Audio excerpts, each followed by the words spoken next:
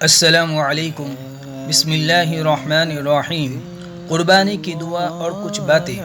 Number 1، قربانی کے جانور کو اپنے ہاتھ سے ذبح کرنا افضل ہے۔ قربانی صرف جانور ذبح کرنے کا نام نہیں، بلکہ اللہ کی راہ میں اپنے سب سے پیاری چیز کو دینے کا نام ہے۔ یہ تہوار حضرت ابراہیم علیہ السلام کی اس قربانی کی یاد ہے جب انہوں نے اللہ کے حکم پر اپنے بیٹے کو قربان کرنے کا ارادہ کیا۔ اللہ کو نہ گوشت پہنچتا ہے نہ خون، بلکہ تقوی یعنی دل کی نیت اور خدا کے لیے قربانی کا جذبہ پہنچتا ہے۔ قربانی کا اصل مقصد غریبوں، یتیموں اور ضرورت مندوں تک خوشیاں پہنچانا بھی ہے۔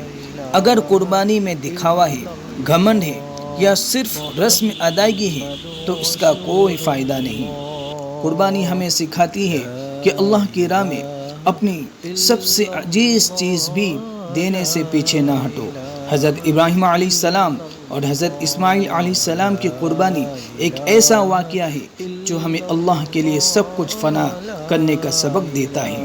جو قربانی غریبوں کا پیٹ نہ بھرے اور دلوں کو نہ جوڑ سکے وہ رسم ہے، عبادت نہیں۔ عید الاضحیٰ پر قربانی صرف جانور کی نہیں، اپنے نفس کی بھی ہونی چاہیے۔ قربانی میں نیت صحیح ہو، دل صاف ہو اور مال حلال ہو، تبھی اللہ تعالیٰ قبول فرماتے ہیں۔ نمبر 2، جانور کو قبلہ رخ لٹا کر اور اس کے پہلو پر پاؤں رکھ کر تیز چھری لے اور اس کے بعد یہ دعا پڑھے۔ بسم اللہ الرحمن الرحیم۔ انی وجہت وجہ للذی فطر السماوات والارض ملۃ ابراہیم حنیفا وما انا من المشرکین۔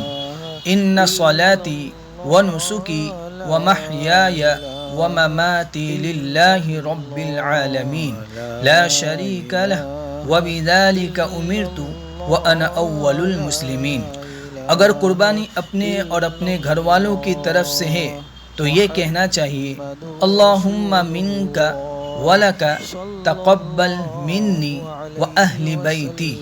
اور اگر دوسرے کی طرف سے قربانی کرنی ہے تو یہ کہنا چاہیے اللہم تقبل من کے بعد اس کا نام لے جس کی طرف سے قربانی کی جا رہی ہو۔